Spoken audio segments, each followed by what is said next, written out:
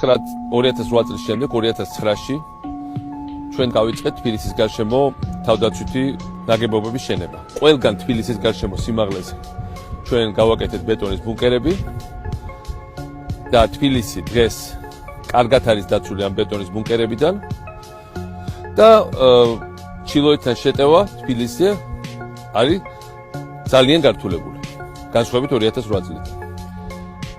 შემდეგ ჩვენ განვიხილეთ შესაძლებლობა, რომ თუ ჩილოეთიდან გაუჭირდებოდათ რუსებს შემოტევა, გამოიყენებიათ ამისთვის მათი ბაზები სომხეთის ტერიტორიაზე და ამას ეს გეგმა მუშავდებოდა რუსეთში და ჩვენ ასევე დავიწყეთ დედაქალაქის აქეთა მიმართულებით, წითელი ხიდის მიმართულებით ფორტიფიკაციების გაკეთება.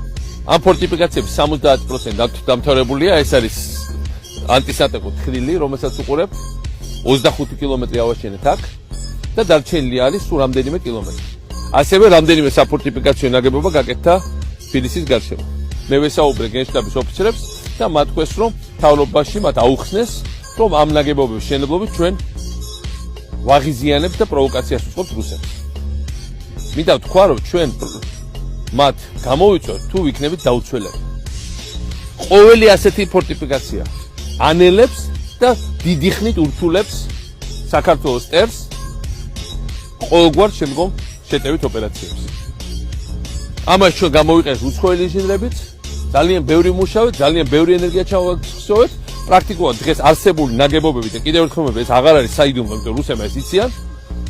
მშენებლობა მთლიანად შეჩერებულია და არსებული ნაგებობების ამუშავება პრაქტიკულად არის მთლიანად საბოტაჟის ქვეშ. მე მიმაჩნია, რომ ეს არის საქართველოს უსაფრთხოების წინააღმდეგ მიმართული პირდაპირი მავნებლური ქმედება და მე ასევე მიმაჩნია, რომ ქართულმა ხალხმა ამის შესახებ უნდა იცოდეს.